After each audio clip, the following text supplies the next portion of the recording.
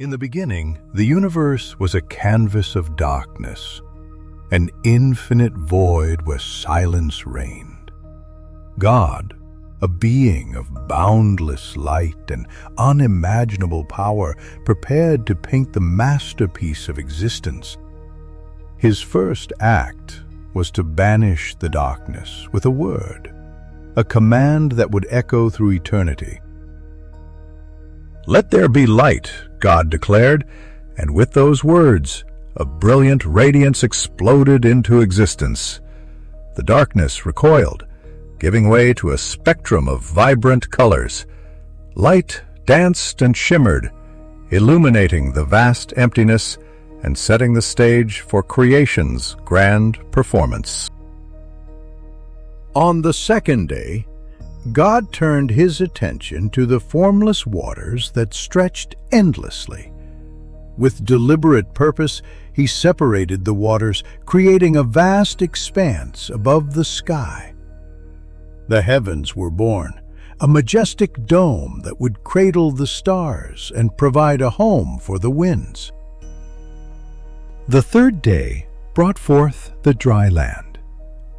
God commanded the waters to gather in one place, and from the depths emerged continents and islands, mountains and valleys. He then adorned the land with a tapestry of life, plants of every kind, each unique and beautiful.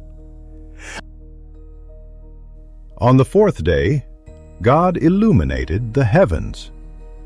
He placed the sun in the sky to rule the day, its golden rays providing warmth and energy. And for the night, he created the moon, a gentle silvery light to guide and comfort.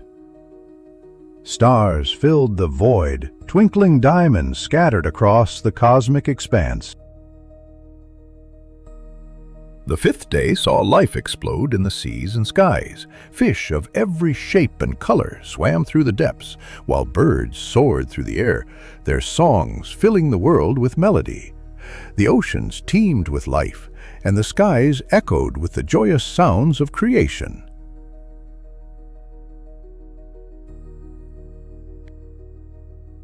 Finally, on the sixth day, God turned his attention to the land. He populated it with creatures of all kinds, majestic lions, gentle elephants, swift deer, and countless others. The earth became a symphony of movement and sound, a testament to God's creative power. Thought. But God had one final act of creation in mind, something unique and special. He would create a being in his own image, a creature with the capacity for love, reason, and connection. This being would be named Adam, and he would be the crown of God's creation. With gentle hands, God shaped Adam from the dust of the earth. He breathed life into his nostrils, and Adam opened his eyes, gazing upon the world with wonder and amazement. He was alive, conscious, and filled with a sense of purpose. God placed Adam in the Garden of Eden, a paradise of unimaginable beauty and abundance. Rivers flowed with crystal clear water, trees bore fruit of every kind, and flowers bloomed in vibrant colors. It was a place of perfect harmony and tranquility. Adam explored the garden with childlike wonder, marveling at the beauty of creation. He walked among the animals, naming each one and forming a connection with them. He ate the sweet fruits, quenching his thirst with the pure waters, and breathed in the fragrant air. Despite the beauty and abundance of Eden, God saw that Adam was alone. He recognized that Adam needed a companion, someone to share his life and his love. So God resolved to create a partner for Adam, a being equal to him in every way. God caused Adam to fall into a deep sleep, a slumber filled with dreams and visions. While Adam slept, God performed a miraculous act, carefully and lovingly crafting a new being from Adam's own rib. When Adam awoke, he was greeted by a vision of breathtaking beauty. Standing before him was Eve, a woman of radiant grace and charm. She was his equal, his partner, and his perfect complement.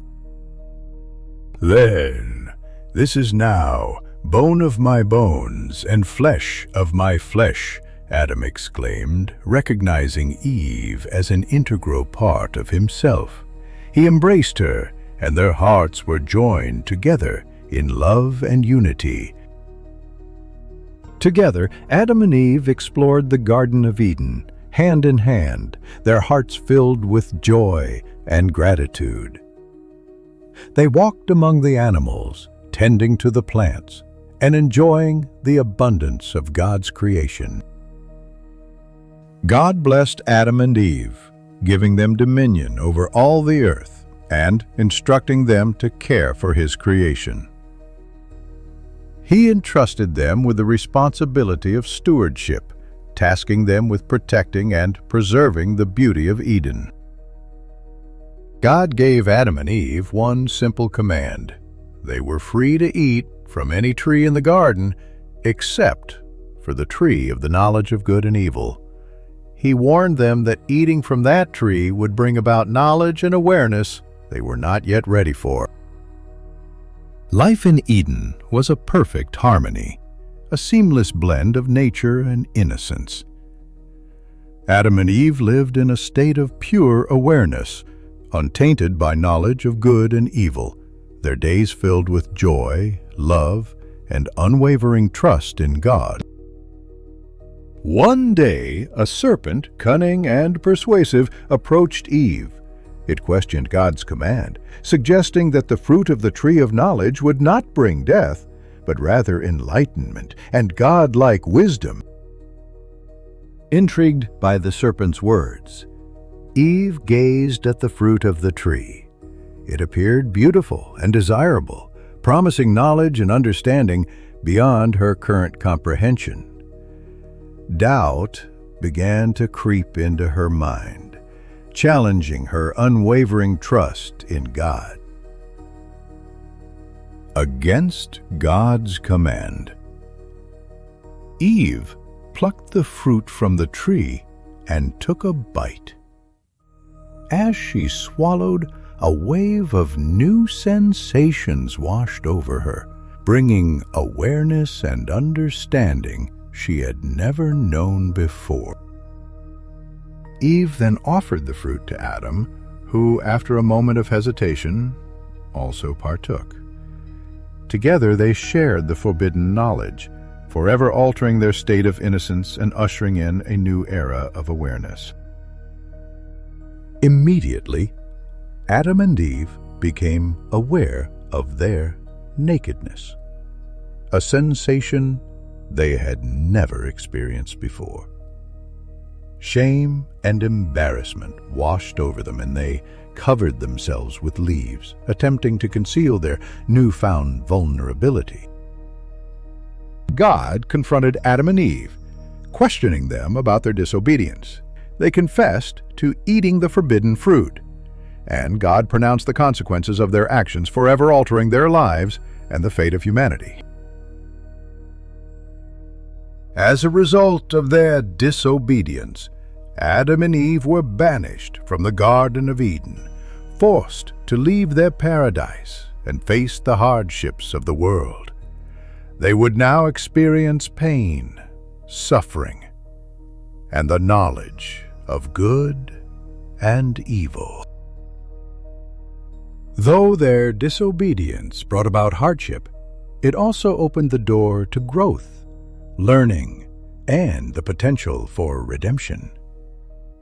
Adam and Eve would now embark on a journey of self-discovery, striving to understand the complexities of good and evil. From that day forward, Adam and Eve would work the land, experiencing the toil and labor that comes with life outside of paradise. They would also bear children, continuing the legacy of humanity and carrying the burden of their ancestors' choices. Disposed to be code jump-in tech ships they faced, Adam and Eve never forgot the love and grace they had once known in the Garden of Eden. They strived to live a life pleasing to God, teaching their children about His creation and instilling in them a desire for redemption. 30. And so, the story of creation continued, not as a tale of perfect beginnings, but as a testament to the resilience of the human spirit, the enduring power of love, and the unwavering hope for redemption.